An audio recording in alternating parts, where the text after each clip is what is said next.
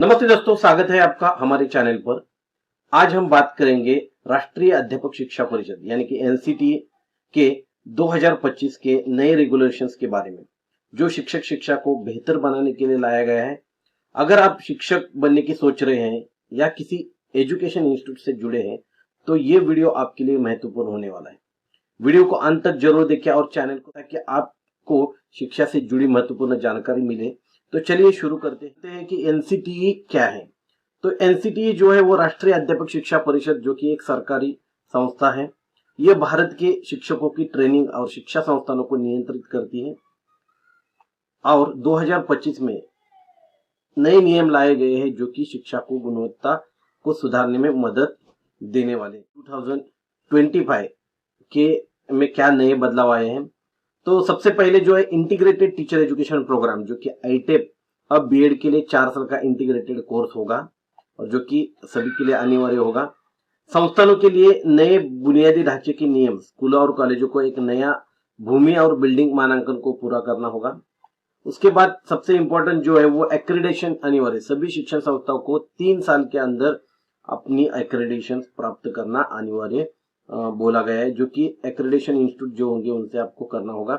और सबसे इंपॉर्टेंट जो है वो ऑनलाइन जानकारी, जो भी आपकी एजुकेशन मतलब संस्था की जानकारी वो सार्वजनिक करनी होगी, सेल्फ डिस्क्लोज करना पड़ेगा, ये अनिवार्य बोला गया है। और अगर आप डिजिटल लर्निंग के थ्रू ऑनलाइन खुलासा या कॉलेजों को अपनी वेबसाइट पर स्टाफ, इंफ्रास्ट्रक्चर, फीस की जानकारी जो है वो सार्वजनिक करनी होगी।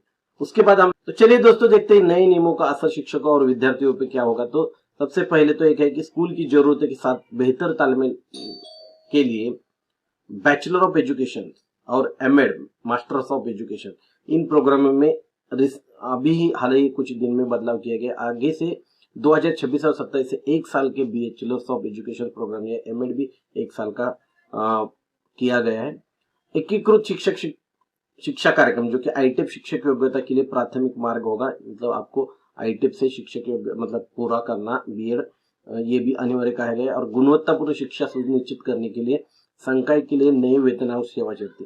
तो सबसे पहले कि भारत में अलग अलग संस्थानों में अलग अलग वेतन श्रेणी को लागू किया जाता है, तो उसमें एक यूनिफॉर्मिटी लाने के लिए सबसे पहले की वेतन श्रेणी और सेवा शर्तें जो है वो एनसीटी के अनुसार ही करने अनिवार्य कहा गया है। और साथ ही साथ टेक्नोलॉजी बेस्ड एजुकेशन जो है वो इसके ऊपर जो अध्यापन पद्धति है या उसके ऊपर अधिक जोर दिया गया है। एनसीटी नियमों का पालन कैसे करें, तो सबसे पहले संस्थानों को अगर पालन करना है तो ये बात ध्यान में रखनी होगी कि आपको जल्द से जल्द मान्यता एक्रेडिटेशन लेना होगा। नई बिल्डिंग और जमीन नियमों का पालन करना होगा और साथ ही साथ ऑनलाइन जानकारी जो है वो आपको सार्वजनिक करनी पड़ेगी। विद्यार्थियों को कौन से नियमों का पालन कैसे करना होगा, तो विद्यार्थियों को ध्यान में रखना होगा कि एनटीए द्वारा आयोजित प्रवेश परीक्षा से ही आपको आईटेप में भाग लेना होगा, जो कि बहुत सारे मतलब अलग अलग जो भी सीईटीज लिए जाते हैं उससे के अलावा आपको एनटीए द्वारा ही प्रवेश प्रक्रिया में भाग लेना होगा और अच्छे और मान्यता प्राप्त शिक्षण संस्था में ही एडमिशन लेना होगा।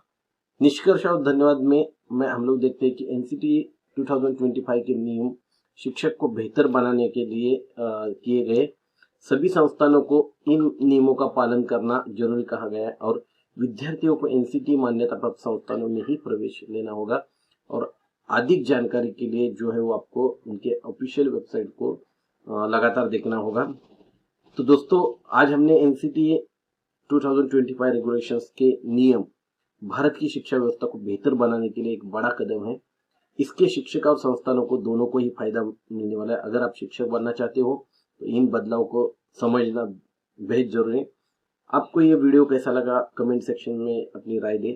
अगर वीडियो पसंद आया होगा तो लाइक करें, शेयर करें और सब्सक्राइब करें। मिलते हैं अगले वीडियो में। अगले वीडियो में हम लोग अलग अलग पहलुओं को डिटेल में इसकी जानकारी लेंगे। धन्यवाद।